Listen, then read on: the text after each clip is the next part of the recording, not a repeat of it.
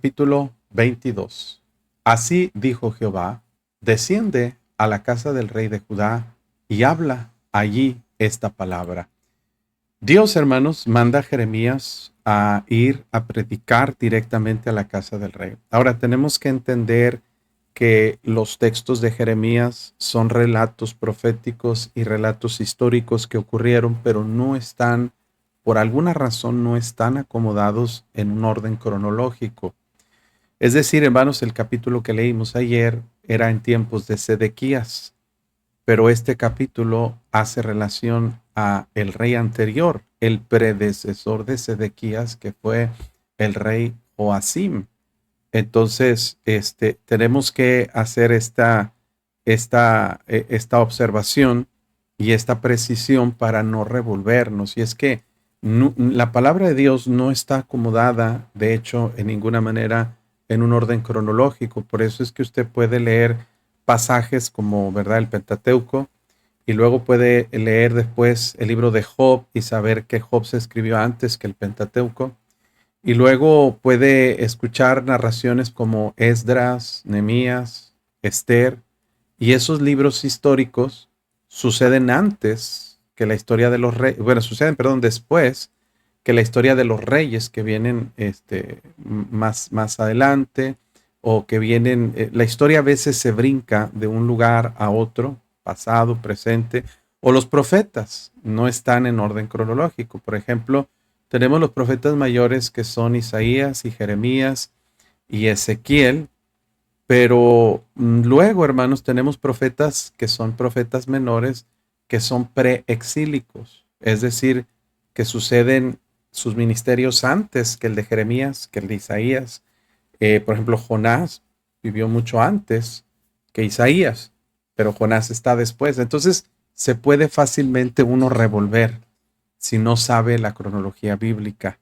Y es importante entenderlo para ubicar en tiempo y espacio cada profecía bíblica. Por eso es bueno tener un comentario bíblico o una Biblia de estudios que al menos tenga una introducción para ubicar cronológicamente cada libro, cada porción. Y en la medida que vamos leyendo la Biblia, ya nos vamos ubicando más con claridad en tiempo y en espacio para no andar fallando, no andar muy confundidos. Esto para mí me llevó mucho tiempo entenderlo, asimilarlo y acostumbrarme, pero ya después que le agarré el hilo, uno disfruta mucho el estudiar, y antes de cada capítulo el precisar el contexto histórico y el contexto también del pasaje, y aún el contexto cultural, que son los entornos que nos ayudan a asimilar mejor la palabra. Entonces, leer la Biblia no requiere solamente abrirla y a ver qué me quiere decir Dios, y por eso surge mucha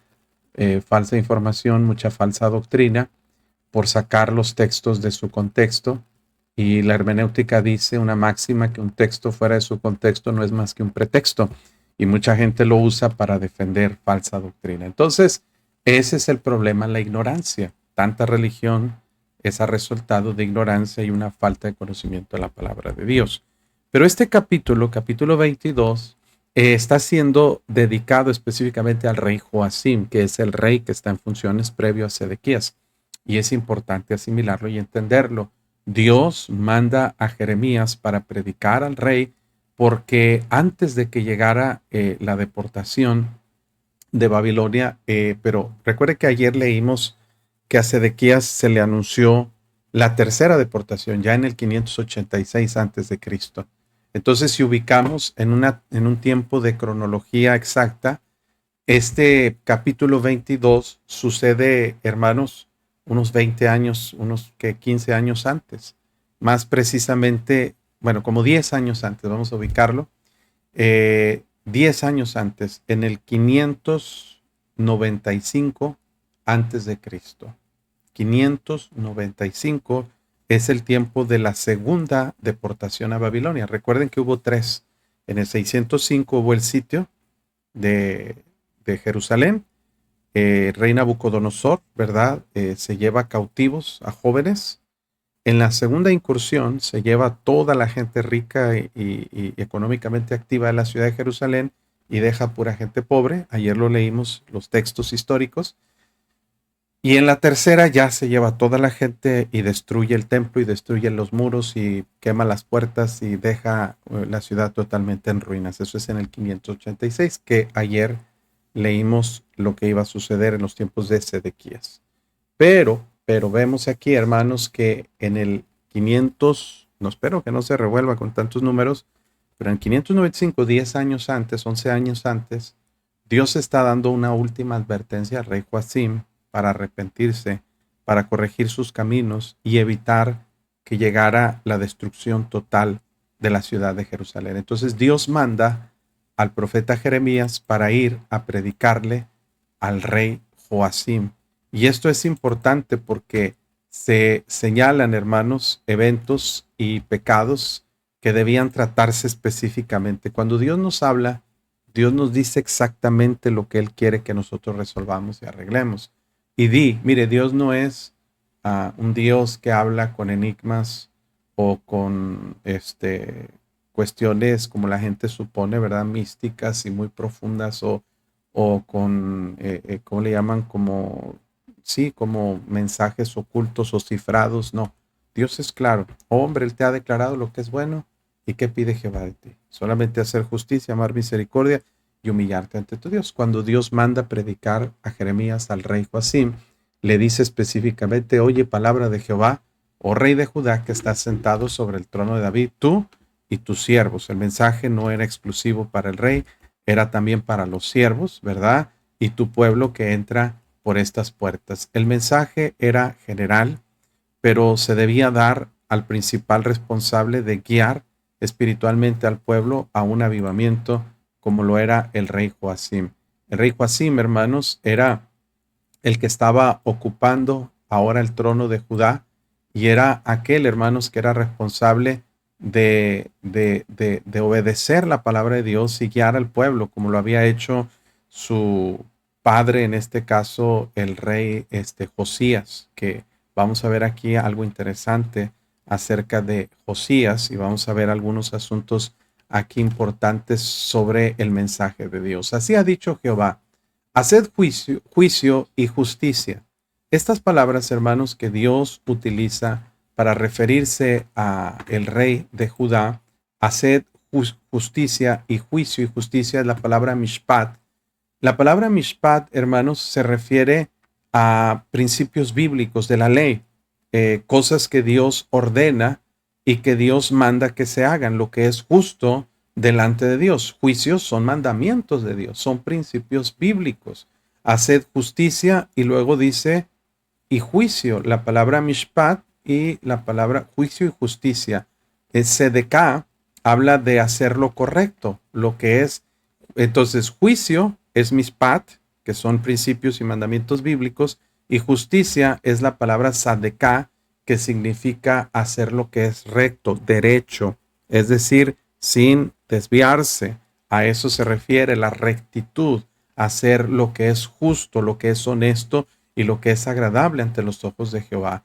Y específicamente Dios le dice en qué áreas deberían trabajarse en el reino de Judá para que Dios quitara su ira y suprimiera o eliminara el castigo que estaba ya pronunciado contra la nación de Judá. ¿Qué eran las cosas que ellos tenían que hacer? Bueno, en primer lugar nos dice aquí que ellos tenían que trabajar en hacer juicio y justicia, es mishpat, seguir los principios bíblicos, y justicia, sedeká, hacer lo recto. Y específicamente dice librar al oprimido de mano del opresor. Librar al oprimido de mano del opresor. El oprimido, hermanos, eran personas vulnerables, personas que estaban desprotegidas. En este caso particular, las viudas, los huérfanos, personas que eran extranjeras, personas que tenían cierta factores de enfermedad, factores, hermanos, de que no podían defenderse a sí mismos. En los tiempos de la nación de Judá, una de las cosas que Dios más reprende al pueblo y al rey es la injusticia que había ante las personas que eran oprimidas. Librad al oprimido de mano del opresor. Gente que se aprovechaba de las personas vulnerables para despojarles sus propiedades, para quizá prestarles dinero a usura, a grandes cantidades de dinero de una manera abusiva y hasta como robo, como aprovechándose. Entonces era una forma de opresión hacia el oprimido. Y Dios dice al rey, si tú quieres que estas cosas se eviten, que el rey de Babilonia conquiste y te lleve cautivo y destruya la ciudad, tienes que hacer juicio, mishpat, y justicia, sedeká, seguir los principios bíblicos, obedecer la palabra de Dios y específicamente librar al oprimido de mano del opresor. Y luego dice, y no engañéis. Esta palabra tiene que ver, hermanos, con defraudar. No engañéis ni robéis al extranjero. Una de las cosas que Dios manda a la nación de Judá es ser misericordiosos con el extranjero, ser misericordiosos con personas que estaban totalmente en una tierra extraña, sin familia, sin nadie que los pudiera amparar, y había mucha gente que se aprovechaba de ellos. Mire, históricamente, hermanos, los extranjeros han sido motivo muchas veces de abusos en países hoy en día como en México, que son países que tienen muchas zonas turísticas. Cuando llega alguien de afuera, cuando llega un extranjero, va a los mercaditos, ¿verdad? Donde venden las artesanías, en los taxis, en los hoteles, en los restaurantes. Normalmente en zonas turísticas como lo es allá en el sureste del país, donde hay zonas muy bonitas, pero si tú llegas como extranjero a esos lugares o como foráneo de esos lugares, la gente te ve el signo de pesos en la mano y te engañan, te defraudan, te dan precios muy caros, te quieren extorsionar mucho en el aspecto de que recuerdo que una vez fui a predicar a la ciudad de Cancún y llegamos al aeropuerto, mi esposa y yo, y quisimos tomar un taxi para que nos llevara a la iglesia. Y ese taxi, hermano, nos quería cobrar 1,000 pesos por avanzar unos 15 kilómetros. Cuando el camión, hay un camión ahí que sale de la terminal del aeropuerto, cobra 100 pesos. O sea, la gente se aprovecha, piensa que puede tener permiso de lucrar engañando y extorsionando a la gente, robando literalmente al extranjero. Y luego dice ni al huérfano ni a la viuda, no robarles, ni derramaréis sangre inocente en este lugar. Dios está mandando a Jeremías a ser muy específico en el mensaje y las cosas que Dios quería que se resolvieran en carácter de urgencia. Esto no era un mensaje general de pórtense bien, de échenle ganas, de busquen a Dios. Era un mensaje específico. Hay pecados que estaban causando que el pueblo de Israel, hermanos, que la nación de Judá estuviera a punto de ser eliminada, estuviera a punto de ser destruida por las maldades, la corrupción que había interiormente en la nación. Y el principal responsable de imponer el orden y de promover la justicia y el juicio, pues obviamente era el rey de Judá, y evidentemente no lo estaba haciendo. Así es de que eso pues causaba, hermanos, que Dios se enojara y que Dios mandara que se hiciera algo aquí, hermanos, para poder corregir estas acciones que estaban sucediendo en el pueblo de Israel, la nación de Judá. Entonces el mensaje va hacia el rey, específicamente prestar atención inmediata a estos factores. Mire, cuando Dios, hermanos, nos habla, Dios es muy específico en decirnos qué áreas Él quiere que nosotros corrijamos en nuestra vida. Dios no se anda con rodeos. Y muchas veces Dios habla, bueno, anteriormente Dios hablaba a través de los profetas, Dios hablaba a través de visiones, de sueños, de revelaciones, pero dice la Biblia que en los postreros tiempos Dios nos hablaba a través de su Hijo y a través de su palabra. La palabra de Dios, la predicación, es un medio a través del cual Dios nos abre la mente y nos guía para saber qué áreas en nuestra vida debemos corregir. Por eso cuando usted está en la iglesia o escuchando predicación y usted escucha un mensaje que parece que le está haciendo directamente a usted, la mente humana lleva a enojarse y a decir, pues quién se cree para decirme lo que tengo que hacer. Nos lleva a pensar que hay un acto de malicia o nos lleva a ofendernos y evitar la confrontación. Pero hermanos, muchas de las veces tenemos que asimilar que si el mensaje es bíblico, que si se está dando, hermanos, de manera que no es casualidad, entonces muy probablemente Dios me esté hablando sobre algo que yo tengo que arreglar. Vamos a suponer El domingo prediqué un mensaje acerca de las contiendas, de dónde vienen los pleitos. Prediqué ese mensaje de Santiago 4:1, de dónde vienen los pleitos.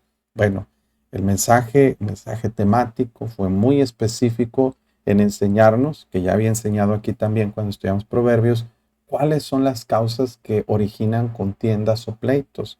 Hablamos de la carnalidad, dice Santiago, no es de vuestras pasiones las cuales combaten en vuestros miembros. La razón que gente discute, pelea o tiene diferencias con otros no es que la gente la trae contra ti, no es que la gente te tienen envidia o te quieren perjudicar. No, no, no es esa la principal causa. La principal causa es que tú eres carnal, que somos carnales y reaccionamos equivocadamente a los agravios y a las ofensas. Dice que honra del hombre es pasar por alto la ofensa o la injuria. Pero como somos carnales, nos damos demasiada importancia y tomamos las cosas muy personales y queremos reaccionar equivocadamente en la carne. Entonces, ¿de dónde vienen los pleitos? Número uno, de la carnalidad. Número dos, de la soberbia. Nos damos una posición y tenemos una percepción de nosotros mismos muy equivocada, muy desproporcionada. Tenemos un concepto más alto de nosotros mismos que el que debemos tener. Nos damos tanta importancia que si alguien nos incomoda o si alguien nos quiere ofender, pues nosotros no lo vamos a permitir porque sentimos que no debemos ser menospreciados. Número tres, dice la Biblia que la persona que es soberbia o altiva, pues la soberbia genera contiendas, dice Proverbios. Y luego tenemos que las contiendas vienen por causa de una falta de control de mi temperamento. El hombre iracundo promueve contiendas. Los pleitos, ¿de dónde vienen? De nuestro temperamento, que no está bajo control. Como somos carnales, nos dejamos dominar fácilmente por el coraje y por eso andamos de peleoneros con medio mundo. Por eso hasta manejando nos andamos peleando y por eso nos andamos peleando en la tienda, nos andamos peleando en el trabajo, en la casa, en la iglesia y por todos lados. Y no, el problema no es que todo el mundo está contra ti. El problema es que tienes soberbia, no controlas tu carácter, eres carnal. Eso dice la Biblia. Y número cuatro, no controlamos nuestra lengua. Los labios del necio promueven o engendran contienda. Cuando no controlamos nuestras palabras, fácilmente podemos caer en chismes, malentendidos, provocaciones, ofensas que pueden lastimar a otras personas y al sentirse agraviado puede haber. Entonces todo esto propicia que mucha gente se incomode por el mensaje que estamos predicando. Pero en lugar de ofenderse e irse de la iglesia, deberíamos tomar la actitud correcta, como Dios está pidiendo aquí del rey, que se corrijan esos problemas, que se tomen decisiones y se madure espiritualmente en el aprendizaje y el crecimiento espiritual. Dios le está diciendo a Jeremías, ve y predícale al rey y dile que así, en clarito, muy específico, quiero que me corrija estos problemas. Librad al oprimido de mano del opresor, que la gente no engañe ni robe al extranjero, ni al huérfano, ni a la viuda, que no se derrame sangre inocente en este lugar. Eran juicios corruptos, las manos derramadoras de sangre inocente, personas que eran ejecutadas o despojadas por testimonios incorrectos o juicios que estaban corrompidos, que estaban mal enfocados hacia lo que eran los sobornos y esas cosas. Versículo 4, Dios da una promesa y una advertencia. Porque si efectivamente obedecieres esta palabra, los reyes que en lugar de David se sientan sobre su trono, entrarán montados en carros y en caballos por las puertas de esta casa, ellos, sus criados y su pueblo. Es lo mismo que veíamos ayer, la misma promesa que Dios le había hecho desde el inicio, el pacto sinaítico, que David, Moisés les decía, yo pongo delante de ustedes la bendición y la maldición. Ustedes deciden qué escogen. La bendición si obedecen y la maldición si no obedecen. Entonces Dios les está diciendo, ustedes escojan. Y luego todavía les dice, escojan la bendición, la vida, para que les vaya bien a ustedes y a sus hijos para siempre. Pero aquí Dios le está diciendo al rey, mira, rey, tú tienes dos opciones. Si tú obedeces esta palabra, no solamente tú, pero toda tu descendencia van a seguir sentándose en este trono y van a poder entrar y salir de esta ciudad sin ninguna restricción, sin ninguna consecuencia. Ustedes van a seguir en la posición históricamente que Dios les ha dado por promesa, por el pacto davídico. Pero dice, mas si no oyeres estas palabras, es lo que dice Dios, por mí mismo he jurado, dice Jehová, que esta casa será desierta. Así de simple será la consecuencia de tu decisión. Y esa misma decisión Dios, hermano, nos pone a nosotros todos los días. Aquí no hay una posición neutral, no existe la neutralidad. El Señor Jesús dijo, el que no es conmigo es contra mí, y el que conmigo no recoge, desparrama. Entonces, tú no puedes estar en una posición neutral de decir, no, mire, a mí no me metan en esto. Yo ni soy cristiano, pero tampoco soy ateo. Esa es la posición más cómoda que la gente quiere tomar. Decir, no, pues sí, yo creo en Dios, pero a mi manera. No voy a la iglesia, no oro, no leo mi Biblia, no hago nada de lo que Dios dice, pero creo en Dios. Santiago dice, ¿tú crees que Dios es uno? Bien haces. También los demonios creen y tiemblan. Tu fe no es más efectiva que la fe de los demonios. De hecho, los demonios tienen más fe que tú, porque los demonios saben y conocen de Dios, pero ellos tiemblan ante la presencia de Dios y tú actúas como si Dios no existiera. Entonces, creer en Dios, y escúchame lo que estoy diciendo, porque creer en Dios no es suficiente para estar correctamente en una vida aceptable delante de Él. Dios no dice, a ver, cree en mí, no cree en mí. A este bendícelo, a este maldícelo. Dios no está, hermanos, viendo ese factor en nuestra vida. Dios dice, si tú vas a creer en mí, la fe debe ser manifestada a través de una conducta, porque la fe sin obras está muerta. Y no estoy diciendo que la salvación se obtiene por las obras. Eso por demás debemos dejarlo en claro, bien establecido. La salvación es por gracia de Dios, es por medio de la fe, no es por obras. Las obras no tienen nada que ver con la salvación. En nuestro credo doctrinal decimos bíblicamente nosotros que las obras no son la causa, pero son la consecuencia de nuestra salvación. Una persona que ha sido salva, en consecuencia, va a querer obedecer a Dios, va a querer hacer lo correcto ante los ojos de Dios. Pero no hay neutralidad. Hay mucha gente que dice, pues ni tanto que alumbre, ni tanto que queme al santo, ni tanto que no lo alumbre. Es un dicho muy popular aquí en México. Es decir, sí, pues no voy a la iglesia, no oro, no leo mi Biblia, no hago nada espiritual, pero creo en Dios. Pero no robo, no mato, no secuestro, no le hago daño a nadie, no me meto con nadie. Entonces, ese punto medio hace que la gente suponga que su vida es aceptable y que su vida pues está agradable ante los ojos de Dios. Dios dice, no, no te equivoques, porque el punto de referencia que estás usando es de gente extremadamente corrupta, mundana y pecadora, ¿sí? De gente perversa y cruel. Tú estás suponiendo, ¿verdad?, que tu vida va a estar agradable ante los ojos de Dios nada más porque no haces lo que otros hacen. Pero el estándar de conducta no es el que nosotros imaginamos, sino el que Dios dice en su palabra. Así es de que tienes que tomar una decisión. Eso históricamente Dios lo confronta al pueblo de Israel. Elías clama, ¿hasta cuándo claudicaréis entre dos pensamientos? Si Jehová es Dios, servidle, y si Baal, ir en pos de él. Ya dejen de estar jugando entre dos pensamientos. Ya dejen de estar titubeando. Decídanse de qué lado están. O son de Dios o son contra Dios. O son cristianos o son mundanos. En otro caso también particular, Josué le dijo al pueblo de Israel, escogeos hoy a quien sirváis. Si a los dioses que adoraron vuestros padres del otro lado del río, o a los dioses de los amorreos en cuya tierra habitáis, pero yo y mi casa serviremos a Jehová. El Señor Jesús también dijo, el que no es conmigo, contra mí es, el que conmigo no recoge, desparrama. En puntos, hermanos, concluyentes, Dios nos dice, decídete de qué lado estás. O eres conmigo o eres contra mí.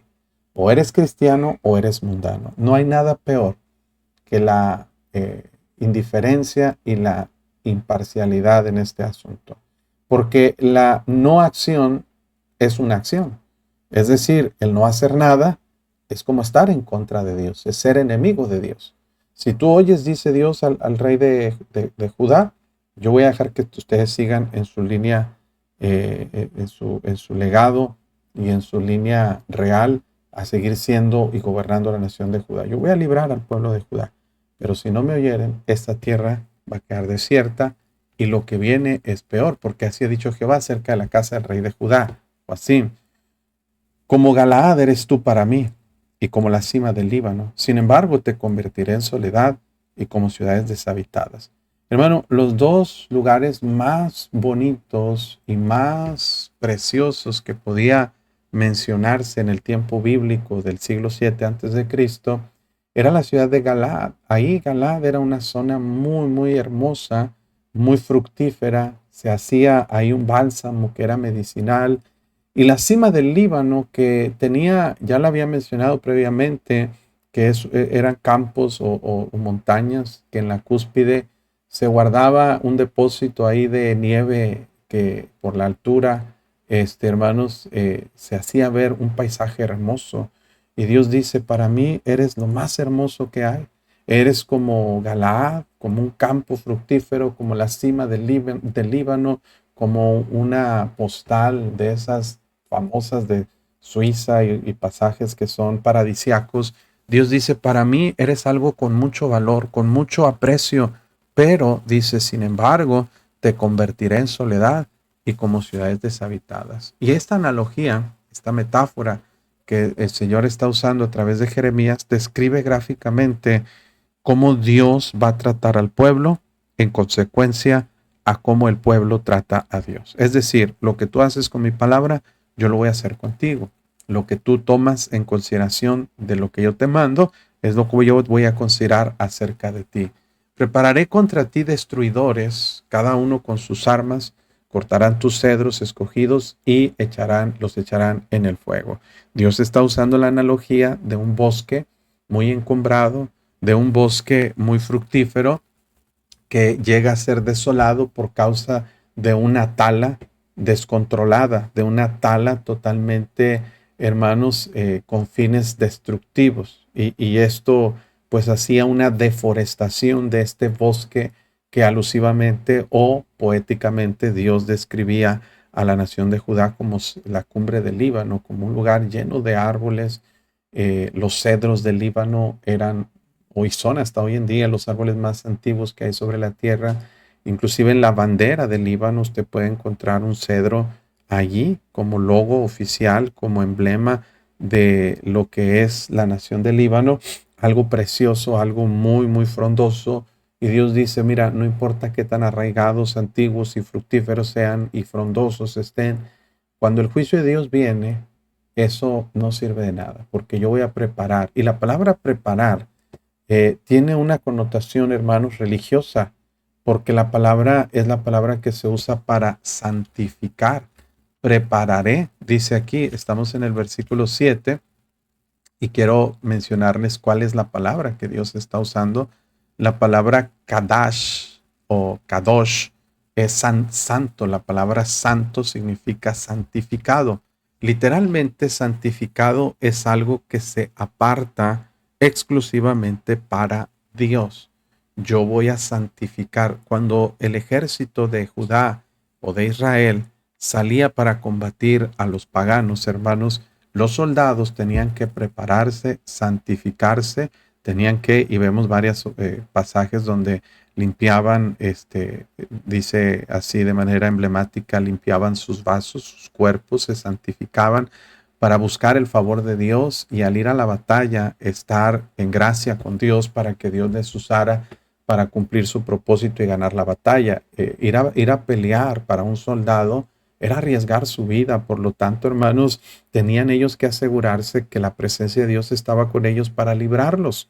Ellos suponían que los que morían en combate era porque no se habían santificado o preparado adecuadamente. Pero hermanos, en un sentido inverso, ahora no eran los soldados de Judá los que estaban siendo santificados, sino los opositores, los enemigos. Prepararé, apartaré, kadosh, santificaré contra ti destruidores, cada uno con sus armas, cortarán tus cedros. Es una imagen poética, una imagen aquí metafórica que usa para representar a las personas más encumbradas, más nobles de la ciudad de Judá. Tus cedros escogidos, hablaba de la nobleza, que eventualmente, como ya vimos, los príncipes fueron llevados cautivos en el 605, ya había sucedido, pero venía toda la población económicamente activa a ser llevada cautiva a Babilonia ese mismo año que Joacim estaba en el reino, y el mismo rey y su madre serían también llevados cautivos, y dice, los echarán en el fuego. Entonces, la sentencia estaba pronunciada contra la nación de Judá. Y muchas gentes pasarán junto a esta ciudad y dirán cada uno a su compañero, ¿por qué hizo así Jehová con esta gran ciudad? Es una triste historia, hermanos, lo que está ocurriendo con la nación de Judá. Algo asombroso que está sucediendo, y dice que la gente, permítame, estoy viendo si podemos crear aquí una imagen representativa, pero vemos aquí, hermanos, que la gente iba a pasar por la ciudad de Jerusalén específicamente, y al ver toda la destrucción que Dios había hecho, la gente entendería que eso no había sucedido por el poder militar de Babilonia, porque ya los asirios habían intentado conquistar Jerusalén y no habían podido. Todo el mundo se había dado cuenta que Dios había peleado en los días de Ezequías por su pueblo, y que había mandado un ángel que había matado a más de 185,000 soldados. Entonces ya sabía la gente que ningún ejército podía en realidad contra la nación de Judá. Así es de que ellos sabían que si la ciudad era destruida, que si la ciudad quedaba en ruinas, la gente entendería que el problema era que Dios había abandonado a su pueblo, que Dios había provocado que eso sucediera. Esto estaba en la mente de todos los extranjeros que conocían la obra de Dios. Mucha gente pasará junto a esta ciudad de Jerusalén y dirán cada uno a su compañero, ¿por qué hizo Jehová así, Jehová, con esta gran ciudad? Oh, hermanos, sin duda, hasta hoy en día es una pregunta que queda en la mente de muchas personas, que estamos maravillados, sorprendidos, como una nación tan poderosa, como una nación tan emblemática, una ciudad tan hermosa, pudo haber sido destruida, no una ocasión, sino varias ocasiones. Y se les responderá a la pregunta que ellos dirán, porque dejaron el pacto de Jehová su Dios y adoraron dioses ajenos y les sirvieron. Mire el criterio, y mire, hermanos, la manera como la gente entendería claramente la razón por la que la ciudad de Jerusalén sería destruida. Se le diría claramente, ellos dejaron el pacto de Jehová su Dios. ¿Cómo es posible que una nación que comprobó el poder y la liberación de Dios en el pasado, ahora cambiara, como dice el capítulo 2 de Jeremías, me dejaron a mí fuente de agua viva y cavaron para sí cisternas, cisternas rotas que no retienen agua? Esa fue la sentencia de Dios en el capítulo 2 que estudiamos hace días o meses atrás. Dios le está diciendo al pueblo de Israel, porque dos males ha hecho mi pueblo. El primer mal, me dejaron a mí, fuente de agua viva, y segundo mal, cavaron para sí cisternas rotas que no retienen agua. Dios está diciéndole al pueblo, si me hubieran cambiado por un mejor Dios, más poderoso, más fuerte, más misericordioso, pues mira, ni hablar. Ahí la dejamos. Me hago a un lado. Pero el problema no es que me cambiaron por algo mejor. El problema es que cambiaron la fuente de aguas vivas por una cisterna rota que no retiene agua. Me cambiaron por lo que no aprovecha y trocaron la gloria de Dios por lo que no aprovecha. Qué tremendo, hermanos, lo que hizo la nación de Judá. Cambiar a Dios por Baales, por Astarot, dioses falsos, mudos y que ni existen siquiera. La gente misma entenderá que la consecuencia por la que están destruidos la ciudad era por causa de su apostasía. Apostasía es apartarse de la verdad. Así es de que Dios sentencia a la nación y les dice, no lloréis al muerto. Aquí hay un mensaje importante que asimilar y tenemos que entenderlo históricamente. Ni de él os condoláis. Llorad amargamente por el que se va, porque no volverá jamás, ni verá la tierra donde nació, ni verá la tierra donde nació. Fíjense, está haciendo alusión a dos reyes aquí. Está haciendo alusión al rey, a dos reyes que gobernaron antes de Joacim. Habían pasado cambios políticos recientemente en la nación de Judá. El último rey que hizo lo bueno ante los ojos de Dios, más o menos, fue el rey Josías.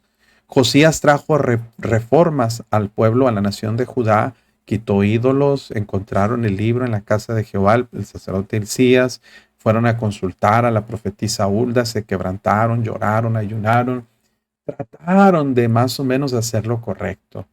El rey Josías, hermanos, fue un rey que trató de buscar a Dios, pero no tan perfectamente, pero hizo o trató de hacer lo correcto. Pero años atrás, en el 609, el rey Josías había muerto. Y quiero que hagamos un poquito, hermanos, de aquí, de un análisis contextual para ubicar a los reyes de Judá. Vamos a hacer una cronología aquí para más o menos entender de los tiempos y los reyes de los que estamos hablando y no nos revolvamos mucho sobre este asunto. Está aquí muy claramente entendido. El rey Josías comienza a gobernar en el 640 antes de Cristo. El rey Josías. Es importante asimilarlo, entenderlo, ubicarlo en tiempo y espacio. El rey Josías comienza a reinar en el 640. Más o menos comenzó, tal vez un poquitito antes que Jeremías comenzara su ministerio. Y vemos que Josías fue un buen rey de Israel, un rey que hizo lo correcto. A Jeremías le tocó vivir el tiempo del avivamiento del rey Josías. Ahí está profetizando, comenzando su ministerio, Jeremías. Aquí lo tenemos ubicado en su lado izquierdo con color dorado, en la flecha superior, a King Josiah. Así está en inglés, pero así lo generó la IA, pero es el rey Josías, reinando en 640. Y resulta, hermanos, que el rey Necao, faraón, viene a invadir Jerusalén. Y en esa guerra, hermanos, Necao lo que hace es destruir. Mire, en Segundo de Reyes 23-29 está el relato de la muerte de Josías. Y vamos a ubicarlo aquí arribita. Lo voy a superponer o sobreponer sobre la imagen un momentito para leer este texto histórico de su lado izquierdo. Los demás hechos de Josías, en el 609 antes de Cristo, 4 años antes de la primera incursión de Babilonia a Jerusalén. Ubíquese más o menos. Y todo lo que hizo no está escrito en el libro de las crónicas de los reyes de Judá. En aquellos días, Faraón Necao, rey de Egipto, subió contra el rey de Asiria al río Éufrates y salió contra él el rey Josías, pero aquel así que le vio lo mató en Megido. Es decir, Necao mató a Josías en Megido. Estamos ahí en el valle de Megido, de que es el valle de Armagedón, proféticamente hablando, donde será una batalla, la batalla final. Y sus siervos, la batalla final antes de la segunda venida de Cristo. Y sus siervos lo pusieron en un carro y lo trajeron muerto de Megido a Jerusalén y lo sepultaron en su sepulcro. Ahí está. Entonces el pueblo de la tierra tomó a Joacás, hijo de Josías, y lo ungieron y lo pusieron por rey en lugar de su padre. Entonces están muy recientes estos cambios políticos en la nación de Judá. Acaban de matar a Josías. A él se refiere la expresión no lloréis al muerto. Josías era el muerto al que hace referencia aquí el versículo de Jeremías 22:10, cuando dice no lloréis al muerto. No lloréis al muerto. Está hablando del rey Josías. Había sido muerto por Necao, faraón de Egipto. Y luego dice, ni de él os condoláis. ¿Por qué? Josías había sido un buen rey. Había, generalmente, aunque tenía sus fallitas que hizo, ¿verdad? Había terminado bien. Entonces él estaba entrando en su reposo, estaba entrando en ese seno de Abraham que se menciona en la Biblia, el lugar de los muertos. Entonces está siendo consolado. Vamos a suponerlo para decirlo en tiempos y maneras entendibles, ya estaba en el cielo, aunque no estaba literalmente en el cielo, pero estaba en el seno de Abraham, que Jesús nos da a entender en Lucas 16 que era el lugar donde iban las personas que habían muerto con su fe puesta en el Mesías por venir. Entonces, como sucedió con Lázaro, que murió y fue llevado por los ángeles al seno de Abraham. Suponemos que ese lugar estaba en el centro de la tierra, junto al Hades, que hoy es el infierno, y que había una gran cima entre esos dos lugares, pero cuando Jesús va a la cruz del Calvario, Él es el primogénito de los muertos que resucita, y Él abre la entrada al cielo. Suponemos, concluimos, como mucha gente se levantó de los sepulcros, que Jesús al resucitar, bueno, de hecho al morir en la cruz del Calvario, abre el acceso para poder entrar en el cielo, y desde entonces la gente que ha muerto ha podido acceder al cielo porque ya el sacrificio por los pecados fue pagado. Entonces, todo eso es una conclusión teológica que hacemos en base a la información que tenemos y podemos sacar estas conclusiones. Pero dice, no lloréis al muerto, ni de los condoláis. Ustedes no se lamenten por Josías. Josías está bien. Y esto nos da una enseñanza acerca de la gente que muere, hermanos.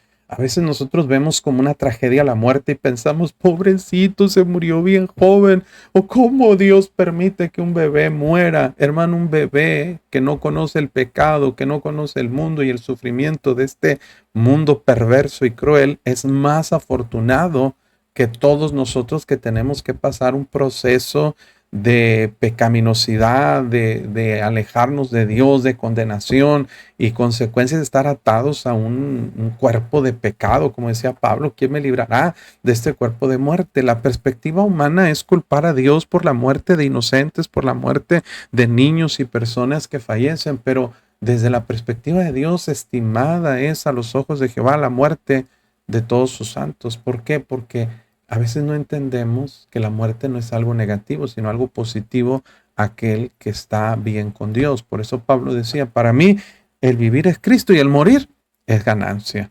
Así es de que no lloréis al muerto, ni de los condoláis. Esto puede traernos a nosotros mucho consuelo ante la pérdida de un ser querido que sabemos que tenía su fe puesta en el Señor Jesucristo. Nos debe a nosotros fortalecer la idea de saber que no tenemos por qué llorar. Cuando Jesús iba a ser crucificado, estaban las mujeres llorando por él. Y Jesús les dice, no, mujeres, no lloréis por mí, llorad por vosotras y por vuestros hijos. Jesús está diciendo, mira, lo más feo está aquí en esta tierra, no después de la muerte. Después de la muerte hay un gozo, hay una alegría, una liberación. Pero dice aquí Dios a Jeremías, no lloréis por el muerto ni de los condoláis, llorad amargamente por el que se va, porque no volverá jamás ni verá la tierra donde nació. Esto nos ubica otra vez en el contexto histórico para ubicar después de la muerte de Josías, el pueblo escoge a Salum, que es el hijo de Josías, y que al ser en su nacimiento se le pone el nombre Salum, que hace referencia a ese nombre aquí en este mismo capítulo, pero al ser elegido como rey, le renombran. Ya ven que un gobernante puede cambiar su nombre muchas veces por darse un título, y ese título, ese nombre es Joacás. Joacás es el rey que se va. No llores al muerto, llorad por el que se va. ¿Quién era el que se iba? Joacás. ¿De dónde sacamos esta información? Bueno, pues no son especulaciones, está bien documentado históricamente. Dice, sus siervos pusieron en un carro, lo trajeron muerto de Megiddo a Jerusalén, está en el 609, lo sepultaron en el sepulcro. Entonces el pueblo tomó a Joacás, Salum, su nombre anterior era Salum, y Joacás, hijo de Josías, lo ungieron y lo pusieron por rey en lugar de su padre. De 23 años era Joacás cuando comenzó a reinar, y note esto, reinó 3 meses en Jerusalén. El nombre de su madre fue Amutal, hija de Jeremías de Libna, otro Jeremías, no el profeta.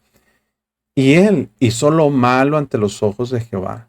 Fíjese, 3 meses reinó. Y esos 3 meses hizo lo malo ante los ojos de Jehová, conforme a todas las cosas que sus padres habían hecho. Está hablando de sus padres malos, ¿verdad? No de Josías. Y lo puso preso Faraón Necao en Ribla, en la provincia de Amat, para que no reinase en Jerusalén. Se lo llevó cautivo. aquí en este contexto histórico está sucediendo estos cambios políticos. La nación de Judá ha cambiado de reyes en periodos cortos de tiempo. Se les muere Josías. Después viene Joacás, y a los 3 meses se lo llevan cautivo e impuso sobre la tierra una multa de 100 talentos de plata y uno de oro. Entonces Faraón Necao puso por rey a Eliakim, otro rey, hijo de Josías, en lugar de Josías su padre, y le cambió el nombre por el de Joacim. Este es el rey actual. En el contexto histórico de Jeremías 22, Joacim es el rey. Y tomó a Joacás y lo llevó a Egipto. ¿Y qué dice ahí? Y murió allí. Recientemente había sido llevado Joacás a Egipto. Todavía no se moría. Pero Jeremías está diciendo, no llores por el muerto, Josías. Llora por el que se fue.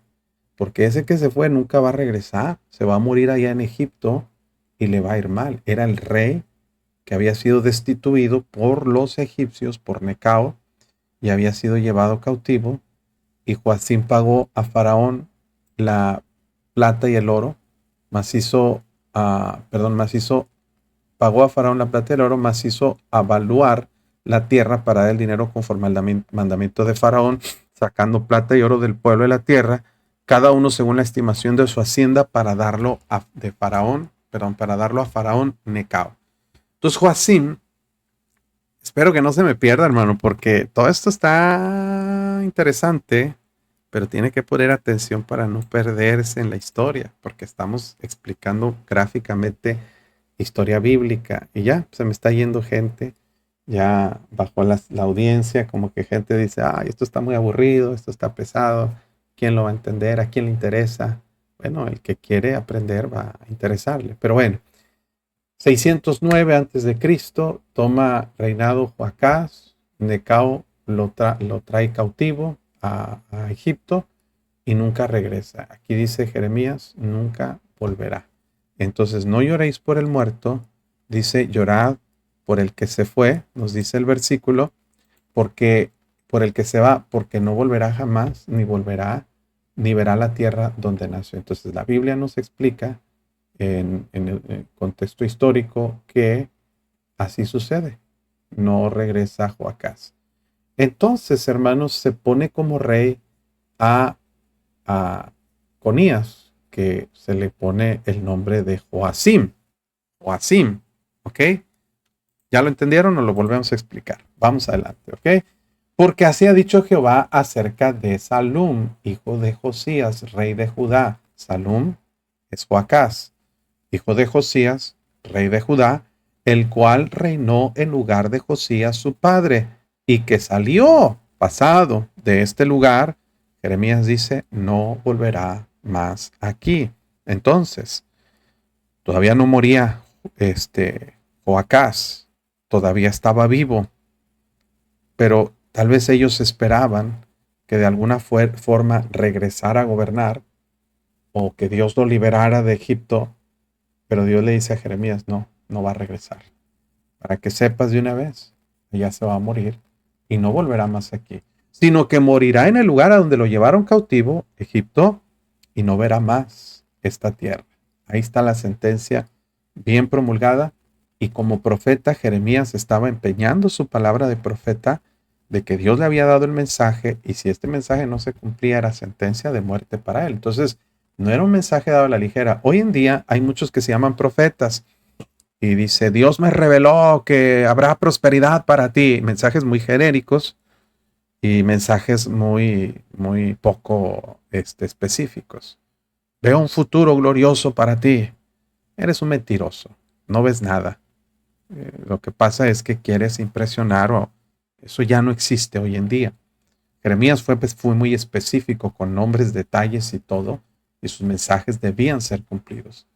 Ay del que edifica su casa sin justicia. Ahora está hablándole a Joacim, el rey actual de Judá. Joacim, que es Conías, le dice, ay de ti, que estás edificando tu casa sin justicia, sus salas sin equidad, sirviéndose de su prójimo de balde y no dando el salario de su trabajo. Una de las cosas que aprendió a hacer, hermanos, Conías, que es el rey Joacim, fíjese aquí, hermanos, bien interesante este asunto. Una de las cosas que aprendió es cómo sacarle dinero al pueblo. Mire aquí en Segundo de Reyes 23, 34, dice, le cambió el nombre, dice, reinó, Faraón Necao puso por rey a Eliakim, ¿verdad? Hijo de Josías, en lugar de Josías le cambió el nombre por el de Joacim. Entonces tuvo tres nombres, Conías, Joacim y Eliakim. Y tomó a Joacás y lo llevó a Egipto y murió ahí. Y Joacim, el texto que tengo resaltado, pagó a Faraón la plata del oro macizo, avaló la tierra para dar el dinero conforme al mandamiento de Faraón, sacando la plata y el oro del pueblo de la tierra, de cada uno según la estimación de su hacienda, para darlo a Faraón Necao. Aprendió cómo poner tributos a la gente y sacarles dinero, pero no solamente para pagarle a Faraón, pero también para beneficiarse él mismo, hermanos. De 25 años era Joacim cuando comenzó a reinar, 11 años reinó en Jerusalén. El nombre de su madre fue Zebuda, hija de Pedaías, de Ruma, e hizo lo malo ante los ojos de Jehová, conforme a todas las cosas que sus padres habían hecho. El resumen del reinado de Joacim fue que fue un rey malo, un rey rebelde. Y lo que sabemos bíblicamente, hermanos, es que este Joacim empezó a enfocarse después de librarse del asedio de Faraón, ¿verdad? Después de haber librado, por así decirlo, el asedio de lo que era, permítame aquí, hermanos, hay una imagen que nos falta. La estoy buscando y ahorita la vamos a encontrar. Dame un segundito aquí. Empezó a construir su propia casa, hermanos. Empezó a construir su propia mansión y empezó a aprovecharse de la posición que tenía él como rey para, para mandar a la gente construir su casa. El problema es, permítame, ah, permítame aquí un segundito, que tenía la imagen puesta, pero por alguna razón no me aparece aquí. Entonces voy a tratar de generarla de nuevo nada más para que ilustremos aquí. Permítame un segundito. Entonces Joacim empieza a construir su casa, hermanos, y empieza a aprovecharse de oprimir a la gente a trabajar de balde, es decir, sin un salario, y obligarlos, como él tenía la autoridad gubernamental, como dictador, como rey, obligaba a la gente a trabajar de balde para construir su casa. Y dice aquí la Biblia que Dios condenaba y sentenciaba ese trabajo que él estaba haciendo. ¿Por qué, hermanos? Porque lamentablemente estaba aprovechándose de la gente. Y luego dice, sus alas, estaba construyendo su casa sin justicia, sus alas sin equidad, sirviéndose de su prójimo de balde y no dándoles salario de su trabajo. Si algo a Dios no le gusta, hermanos, básicamente es eso. Permítame.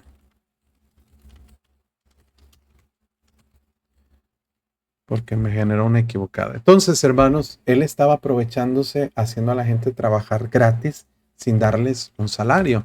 Y mire aquí en el versículo 14 que dice, edificaré para mi casa espaciosa y salas airosas. Fíjense, el diseño de la casa que estaba construyendo era de alto costo. En tiempos, hermanos, que la nación estaba prácticamente en ruinas.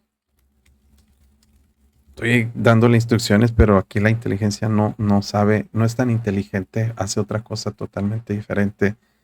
Este, Diferente a lo que le estoy diciendo. Me pone aquí la ciudad, destruida de Jerusalén. Entonces, como que no, la inteligencia todavía no es tan inteligente, ¿verdad? Todavía revuelve mucho las instrucciones y las cosas.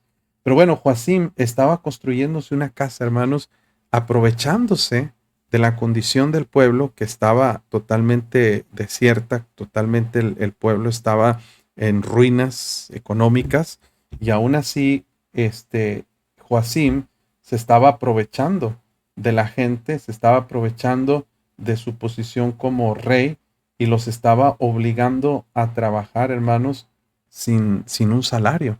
Los estaba obligando a... Ok, bueno, vamos a poner esta imagen. No era la que habíamos generado, pero lamentablemente ya no me apareció la anterior. Entonces vamos a poner esta. Ahí estaba Joacim construyendo su casa, aprovechándose, haciendo un diseño muy elegante, muy lujoso, pintado, dice, de vermellón, un color rojo intenso para que atrajera la atención de toda la gente. Joacim, en lugar de ocuparse de gobernar al pueblo en equidad, en justicia, estaba enfocado en construir su propia casa. Estaba enfocado, hermanos, a lamentablemente beneficiarse de la gente, de sacarles el dinero, hacerlos trabajar de balde sin un salario y aprovechándose de la posición que ocupaba como rey para beneficiarse a sí mismo. Dice la Biblia en versículo 15, reinarás porque te rodeas de cedro. No comió y bebió tu padre e hizo juicio y justicia y entonces le fue bien. Jeremías está confrontando a Joacim con su avaricia y cómo, hermanos, él estaba enfocado en construir su propia casa y no se daba cuenta de que eso no aseguraba que él siguiera siendo rey. De hecho, la Biblia nos dice que él dejó de ser rey, fue quitado por Nabucodonosor y fue puesto en lugar de él Sedequías, su hermano. Entonces, su reinado no iba a permanecer porque él, y obviamente Nabucodonosor lo quitó porque tuvo que venir un gobernante pagano como Nabucodonosor, rey de Babilonia, para imponer orden en el interior de la ciudad, porque la misma ciudad estaba siendo oprimida más fuertemente por su propio rey que por la conquista externa que venía de Babilonia. Entonces Dios le dice a través de Jeremías, ¿tú crees que esa casa te va a asegurar tu posición? ¿Reinarás porque te rodeas de cedro? No comió y bebió tu padre. Está haciendo alusión a Josías. Josías, hermano, había sido un rey justo que había hecho juicio y justicia y le fue bien. Y tuvo, hermanos, la prosperidad, tuvo bendición de parte de Dios. Él juzgó la causa del afligido por un tiempo y menesteroso, y entonces estuvo bien. Dice aquí la Biblia, ¿no es esto conocerme a mí? Dice Jehová. O sea, es tan fácil este asunto. Si tú haces lo correcto, si tú juzgas la causa del afligido, el menesteroso, te tratas de agradarme y hacer lo correcto, eso es conocerme a mí. No es el conocimiento teológico, no es cuántos versículos te sabes, es cuánto de mi palabra estás obedeciendo y cuánto le das importancia a lo que Dios manda y que Dios nos manda hacer a nosotros. Pero dice aquí a Joacim, mas tus ojos y tu corazón no son sino para tu avaricia, para derramar sangre inocente y para opresión y para hacer agravio. Todo lo que estás enfocado es en enriquecerte, en tu comodidad, en tu casa, en tu avaricia, en aprovecharte de la gente inocente, aceptas sobornos, corrupción, oprimes y haces agravio. Dios dice, eso tiene que terminar. Eso tiene que llegar a su fin. Por tanto, así ha dicho Jehová acerca de Joacim, hijo de Josías, rey de Judá. Fíjense lo que le está diciendo. No lo llorarán diciendo, ay, hermano mío, ay, hermana, ni lo lamentarán diciendo, ay, Señor, ay, su grandeza. Dios está diciendo, nadie lo va a echar de menos. Nadie se va a lamentar de que ya no sea el rey de Judá porque era un tirano, era un opresor. Al contrario, Dios le dice, en sepultura de asno será enterrado, arrastrándole y echándole fuera de las puertas de Jerusalén. La tradición judía nos enseña que Nabucodonosor llega en el 605 y lo que hace Nabucodonosor es llevarse a Joacim, hermano, como prisionero de guerra, y lo que hace Nabucodonosor es que se lo llevan arrastrando, porque obviamente iba en contra de su voluntad, y termina sus días, aunque vivió 37 años todavía en Babilonia y fue liberado. Lamentablemente, hermanos, él murió en la cautividad de Babilonia. Nunca regresó. Y lo mismo que le pasó a Joacás, le pasó a Joacim, pero a Joacás